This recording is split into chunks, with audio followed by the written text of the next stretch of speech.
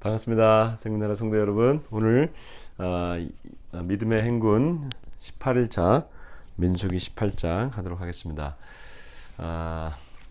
오늘 이제 목요일인데요. 목요일에는 목이 컬컬한 날이에요. 아침부터 썰렁한 농담해서 죄송하고요. 이래야 또 긴장이 풀리고 우리가 또 한 날을 시작할 수 있지 않겠습니까? 네. 목요일에는 목소리가 좋은 날, 이렇게 생각하십시다. 오늘 18장은요 16장부터 시작된 고라 자손의 모세의 권위에 대한 반발, 이것을 이제 하나님이 진압하시잖아요. 진압하고 난 다음에 이제 보여주시는 이 모세에 대한 권위, 그리고 이제 고라 자손이 속해 있던 레위 자손들은 무슨 일을 해야 되는지 역할 정리를 좀 해주세요. 여기 간단하게 좀 정리를 좀 하고 넘어가겠습니다. 우선 16장에 고라 자손들이 나왔잖아요. 이 고라 자손들은 먼 사람들이 아닙니다. 그러니까 12지파 중에 뭐 요셉이라든지 아니면 저기 뭐 루벤 지파라든지 루벤 지파 있긴 했지만 뭐 일반 지파가 아니에요. 그러니까 레위 지파 중에서도 게르손, 게르손, 고핫, 무라리, 이 레위 지파는 세 개의 가문으로 형성되잖아요. 그 중에 가장 중요한 가문이 고핫 가문이잖아요. 고핫도 아들이 4명 있습니다. 근데 고핫 가문 중에 아들이 첫 번째가 아므람이 있고요. 두 번째가 이스할이 있습니다.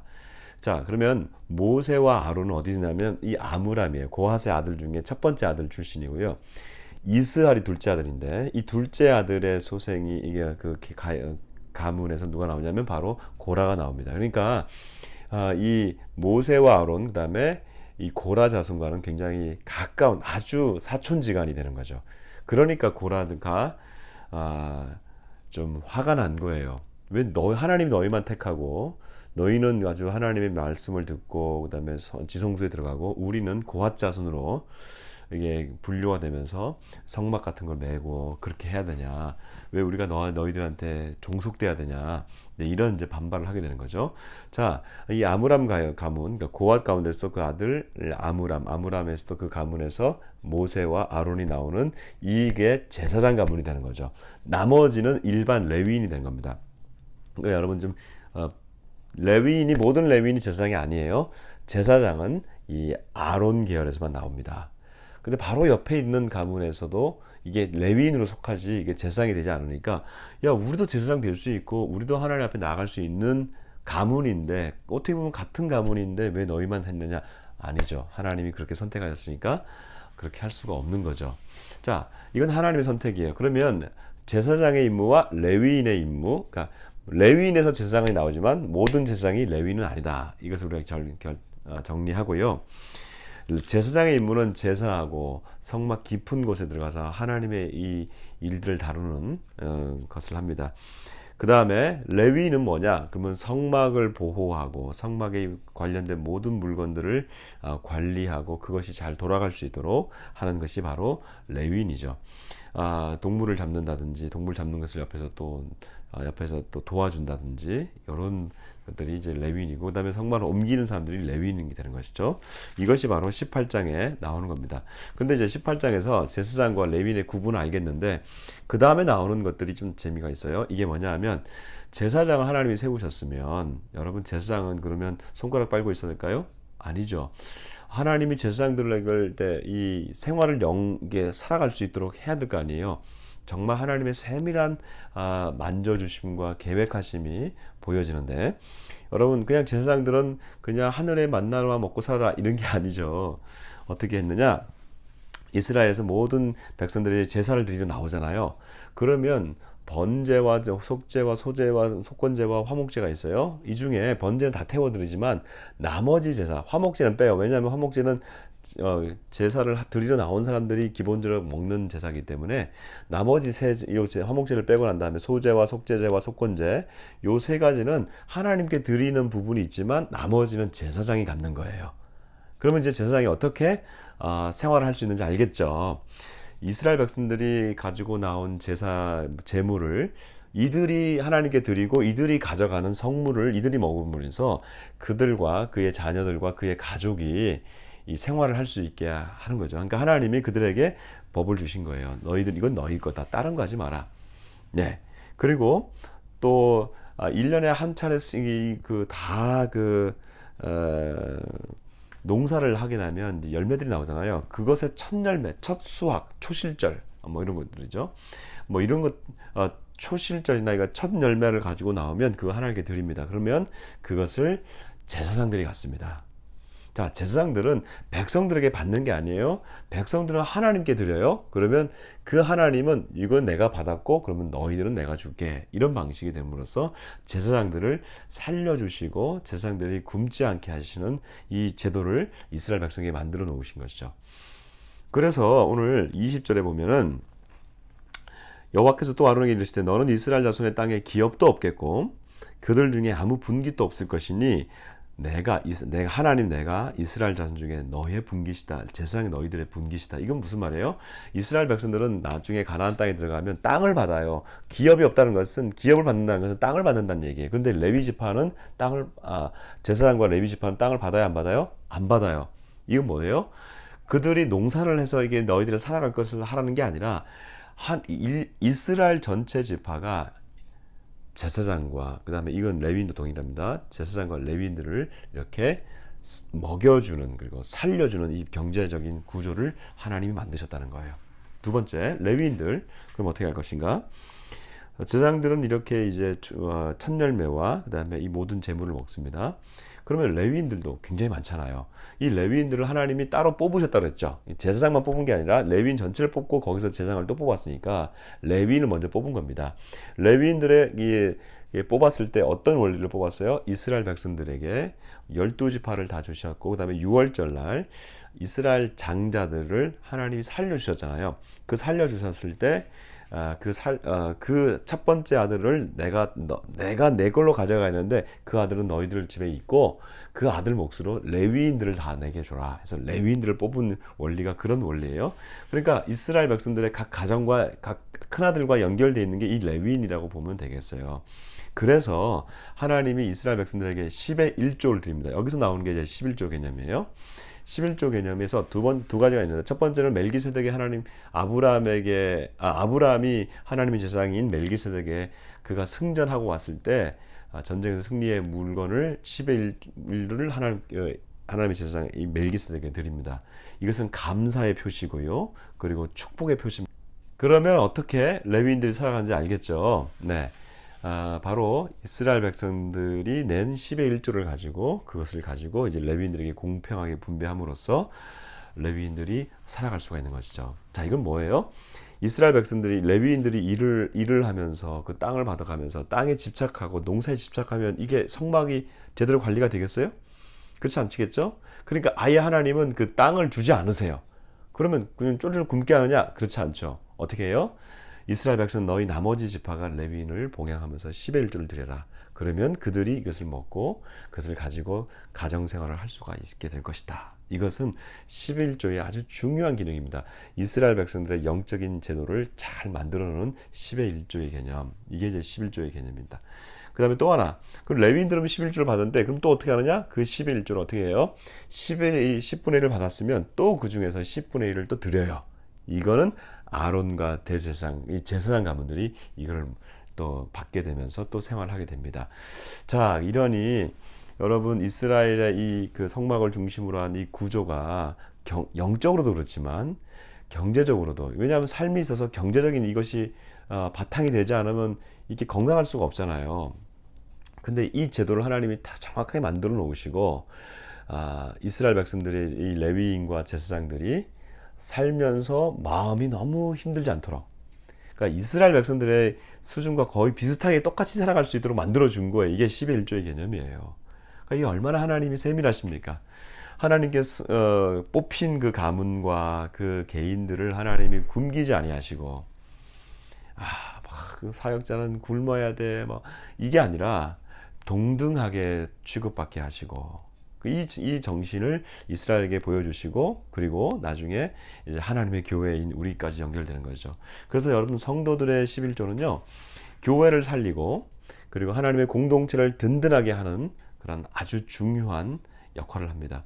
그러니까 이스라엘 백성들이 많이 받으면 그만큼 11조를 많이 내겠죠. 그러면 제사장들도 함께 풍성해지는 것이죠. 그러면 이스라엘 복을 받는 거기 때문이죠.